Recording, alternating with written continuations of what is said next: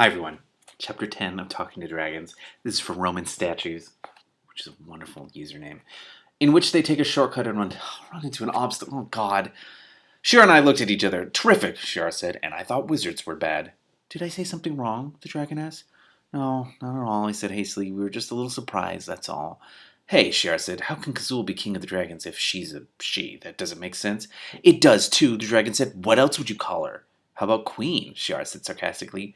Queen? The little dragon wrinkled its nose. Why would you want to call her the queen? That's not the same thing at all. You're the one who doesn't make sense. I do too make sense, Shira said. Queens do the same things kings do. Not for the dragons, I said hastily.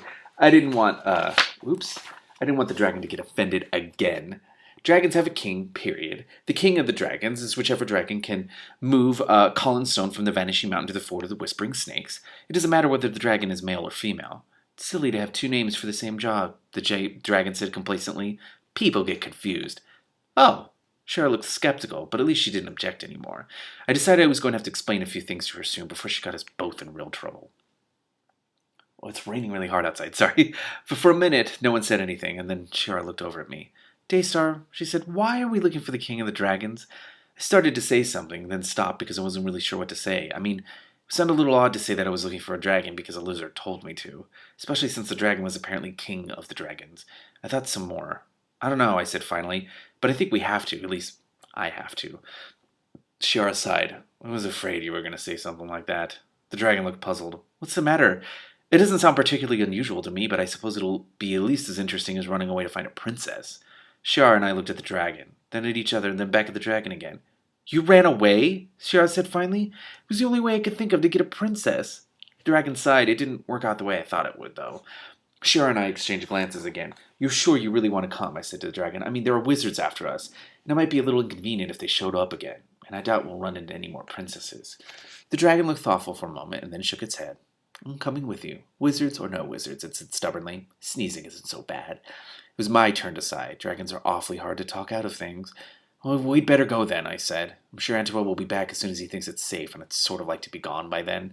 Shiar grabbed Morwen's bundles and shoved one at me. You're absolutely right. Here, let's go. I nodded and started toward the stream. Not that way, said the dragon. It takes too long.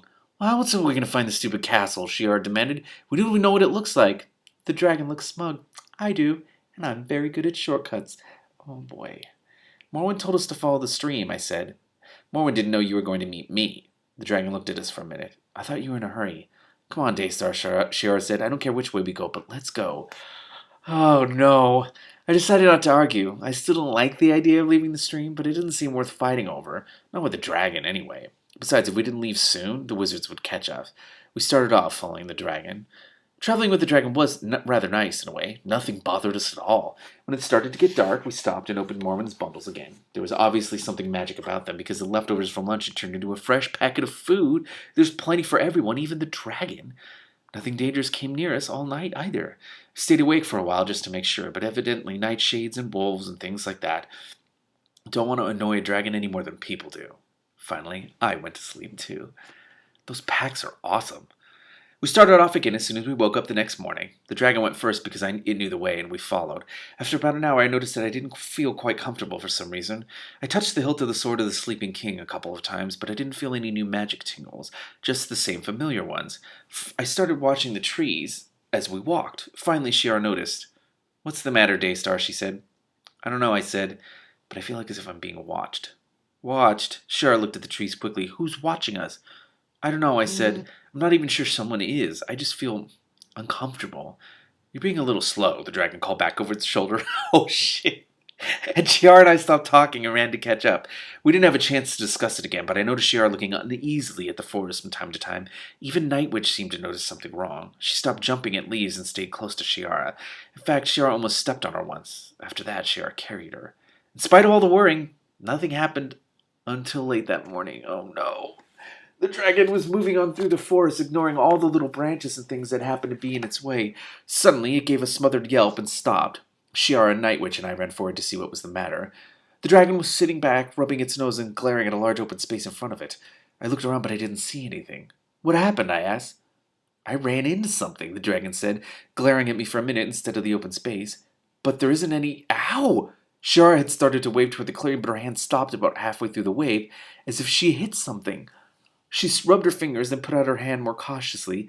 It stopped in midair, right where it had before. Night Witch hissed and backed away. I reached out very carefully. It was a little strange to feel something where I couldn't see anything. It was cool and smooth like stone, and it went up as far as I could reach. It's an invisible wall, I said.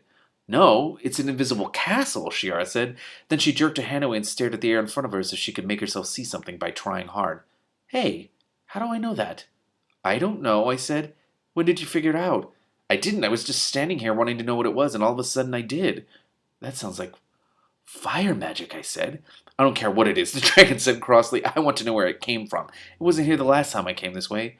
No, I mean what Shiara did sounds like fire magic. Really? The dragon looked at Shiara.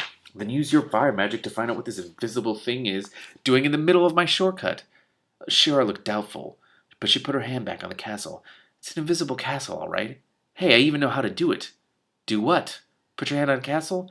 No, how to make things invisible, Shiara said. I don't want to know how to make things invisible, the dragon snapped. What's it doing here? For once, I wasn't paying much attention to the dragon. I was staring at Shiara. Analyzing spells is hard. You figured out how to turn a castle invisible just by touching it? No, you have to do a lot of other things to it. Shiara's face changed, as if she just remembered something she didn't like, and she stared at the open area for a minute. Then she swallowed so hard I could see it. Let's leave, Daystar. I don't think I want to meet anyone who would live in an invisible castle. What? What is happening? I looked at Shiara, then at the open space. I looked back at Shiara, and opened my mouth to ask another question, but I stopped before I said anything. Shiara looked a little white, and a little sick, and a lot scared. I hadn't seen Shiara look like that before, not even when the wizard tried to catch us with his snaky water monster. Especially not then. All right, I said, let's go. But I want to know what it's doing in the middle of my shortcut, the dragon complained. We could talk about it somewhere else, I said. Shiara was already backing into the trees, her eyes fixed on the open space where the castle would be if we could see it. I glanced back at the dragon. It shrugged. All right, but I don't see what all the fuss is. Right then, Shiara gave a half yell that stopped in the middle. I whirled around. There was a woman standing where Shiara had been. What? She was very tall, and she had long hair that was so red it was almost black. She was dressed in something green and shining and elegant that hung from a deep red jewel at her throat. She was very beautiful, more beautiful than the princess even. I didn't care. Where's Shiara? I said. She smiled, the same way a very satisfied cat smiles, except that cats don't look evil. Well, most cats don't. Some do. Shiara, is that your little friend's name? She's right here, my dear. She stepped aside, and I went cold. Behind her, where it had been hidden until she moved aside, was a gray stone statue that looked exactly like Shiara. What the? That can't be Shiara, I said. I was too upset to even think about being polite. Shiara's a fire witch. Fire witches are immune to magic. The woman smiled another unpleasant smile. Not to the magic of another fire witch. I've been waiting a long time for someone like her to come by. I need her for something. How is turning her into a statue going to help? I just realized that the person who commissioned this is Roman statues. I asked, I was hoping I could talk her into changing Shiara back. Then maybe I could do something to keep Shiara that way. The fire witch glanced at the statue. It's an excellent way of storing people until you need them. I have quite a number in my garden. They're ornamental as well as useful. That doesn't sound nice, the dragon said. No, it doesn't. The woman seemed to see it for the first time, which was a little odd. After all, dragons aren't easy to overlook. I am not concerned with being nice, she said. Why not? I asked. The fire witch turned and looked at me. Suddenly her eyes narrowed. Who are you, boy? She asked sharply. My name is Daystar, I said, and I would appreciate it if you would change Shiara back. No, she said flatly. Why should I? She was still staring at me as if she were trying to figure something out. You're very interesting, Daystar, she said abruptly. I think perhaps I'll let you go. I haven't done anything like that in a long time. It might be an interesting experience. I think you'd better leave now before I change my mind. I'm sorry, but I'm not leaving until you turn Shiara back, I said. Then I'm afraid you will grow rather bored. The woman looked at me thoughtfully for a moment, then shook her head. No, I don't have any use for you, and I can't be bothered storing things that aren't useful. Pity. You'd make a nice fountain. She lifted one hand and snapped her fingers. I had just enough time to realize that I hadn't drawn my sword. I grabbed for it and pulled, knowing I wasn't going to make it. There was something like an explosion in front of me and a wave of heat, and then I was holding the sword of the sleeping king up in front of me and watching the fire witch cursing and stamping at something. She didn't look at all elegant anymore. Suddenly I realized why the fire witch had missed. Oh, Night Witch, I yelled. A small bundle of black fur darted out from under the witch's skirts and vanished under a bush. The fire witch glared after the kitten and turned back to me. You'll suffer for. Right next to me there was a sound like someone blowing out several very large candles all at once, and a steam of fire shot out and enveloped the fire witch. She laughed. Oh my god, I know I'm reading very fast, but there was like, fire to harm me? Even a dragon should know better. I'll see to you in a moment. Or do you think I am fool enough to grow a garden without dragon's bane? The dragon shuddered and the fire witch laughed again. Then she looked at me and her eyes glittered. I want you first, though. Now! She pointed at me and I raised the sword of the sleeping king a little higher, holding onto the hilt with both hands and hoping it could handle fire witch as well as it handled wizards. Something hit the sword and pain ran through my whole body. It felt a little like the shock I'd gotten when Shiara and I had tried to pick up the sword at the same time, except it went on and on. The sword of the sleeping king began to get hot. I felt as if boiling lead were running down the sword and into my arms. I think I screamed. I know the fire witch did because I heard her. The sword of the sleeping king glowed dull red in my hands. It wasn't behaving at all the way it had when it stopped Antarel's spell, and I got the distinct impression that this wasn't very good for it. It wasn't very good for me either. The sensation of boiling lead was oozing farther up my arms. I knew that if I didn't do something, I was going to drop the sword. I shouted and pushed. At least, pushing is the only way I can describe what I did. I wasn't really thinking too clearly then.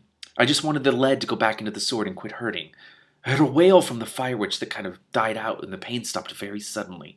I noticed that the sword wasn't glowing anymore, and then I fell over. It wasn't that I felt particularly tired or weak. I just couldn't stand up anymore. The last thing I remember thinking was that I had to hang on to the sword, no matter what. I woke up because something small and warm and rough was rubbing my chin. I opened my eyes. Night Witch was sitting on the ground in front of me, licking my face. I was lying face down on the moss. I could feel the sword of the sleeping king underneath me. It was very uncomfortable, but I didn't feel like moving. I closed my eyes again. Night Witch hissed and dug her claws into my shoulder. Kittens have surprisingly sharp claws, and I opened my eyes again very quickly. The dragon was staring at me from beside Night Witch. At least its head was beside Night Witch. The rest of it wouldn't fit. It blinked at me. "Are you dead?" it asked. "No," I said. I thought about saying something else, but I didn't have the energy. "Oh." The dragon sounded almost disappointed for a minute. Then it brightened. "I think that fire witch is. That's nice." I had the feeling I should remember something, but I didn't want to think hard enough to figure out what. Night Witch hissed and dug her claws into me again. "Stop that," I said, and I rolled onto my back. "What?" said the dragon. "Night Witch," I said. Rolling over had taken all the energy I had, and I didn't want to talk anymore. I didn't even want to think anymore. I wanted the dragon to just leave me alone, but I couldn't say so without being rude. So I closed my eyes and started drifting off to sleep instead. The Night Witch jumped onto my chest and dug her claws in hard. I yelled and sat up. Night Witch jumped down to the ground and ran off. I tried to see where she'd gone and saw Mormon's bundle instead. Suddenly, I realized that I was very hungry. I started to reach for the bundle, then remembered that I was still holding the sword. I also remembered the boiling lead, and I was almost afraid to look at my hands. I was sure that this time I'd burned both of them way worse than when I'd picked up the wizard's staff. I looked down. There wasn't anything wrong with me. At least not that I could see. I let go of the sword with one hand. It didn't hurt. I heaved a sigh of relief and put the sword back in its sheath. Then got out some of Morwen's gingerbread and started eating. It was a good thing the food was right at the top of the bundle because I didn't have the strength to hunt for it. The dragon watched me for a few minutes with a puzzled expression. "You're a very good magician," it said finally. "Where did you learn that spell?" Spell? I was having a little trouble remembering the details of the fight. I wasn't sure whether it was because it had hurt so badly or because I was too busy eating. "The one you shouted right before the witch went up in smoke," the dragon said. "You said, 'Power of water, wind, and earth, turn the spell back to its birth.'" "Oh, that," I said, feeling a little silly. "This is part of a rhyme Mother taught me when I was little. I don't know why I said it." "Your mother taught you? But that's a dragon spell. Your mother couldn't teach you dragon spells." "You don't know my mother," I said. I'd eaten most of the gingerbread and I was feeling much better. She taught me 2 more lines to the rhyme I offered. They go, "Raise the fire to free the Lord by the power of wood and sword." The dragon looked at me suspiciously. "Where did your mother learn dragon spells?" "She didn't tell me," I said. I finished the gingerbread and looked around. "Where did Shiara—" My voice died in mid-sentence as I remembered exactly where Shiara had been when I saw her last. I didn't want to look, but I had to. I took a deep breath and turned my head. Sometimes, when witches or wizards die, all of their spells die with them.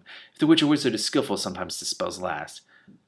The fire witch had been skillful. Shiara was still a statue. Oh my god! This book is unfair. This book is so unfair.